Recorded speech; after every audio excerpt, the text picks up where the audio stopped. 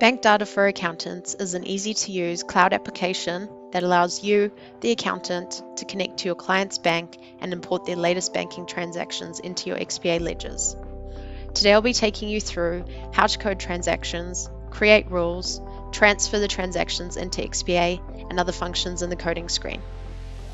In XPA, click Launch BankData.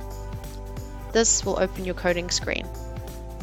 Here you will see all transactions ever pulled through using BankData. You will notice that there is a date range at the bottom of the screen. This is set by XPA default period dates, however these can be changed. You can easily customize the columns you would like to see on screen. Simply click the ellipsis and select Display Columns, then tick or untick as required. Easily search transactions by their description or their value using the search option. Apply quantities to transactions for inventory or stock purposes. To code a transaction, click into the account field. Search the code and click to select or press enter. You can either search the account code numerically or via its description. The status field contains icons that represent the various statuses of the transaction. A tick is a transaction that is coded. A circle is a transaction coded by a rule. A lock is a locked transaction that's been transferred to XPA. And the plus symbol is where you can click to create a new rule based on this transaction. Let's look at how you can split transactions. Simply type S into the account field and select Split Transaction. Enter the relevant details.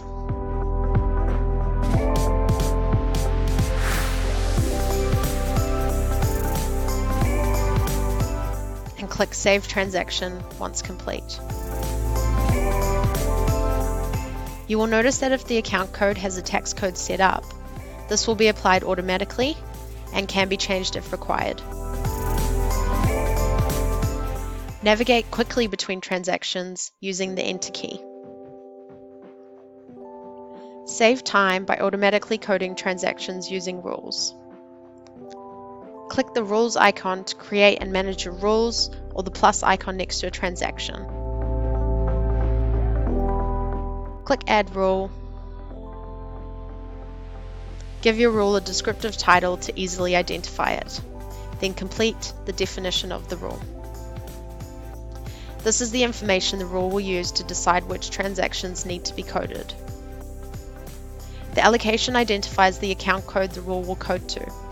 This can be split as well. Click Save Rule once you are done. You can edit your rules from here as well. Also note that rules are processed in order of how they appear in the screen and can be dragged to change the order.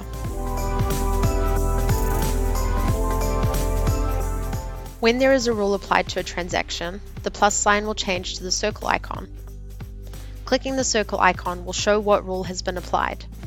Note that this displays the detail of the rule at the time of the transaction being coded, not the latest conditions of the rule. If you prefer to see account codes instead of their description, change by clicking the ellipsis and ticking the option. To view only uncoded transactions, simply click the ellipsis and select Uncoded. Unwanted transactions can be deleted if necessary. Click the ellipsis and remove transactions.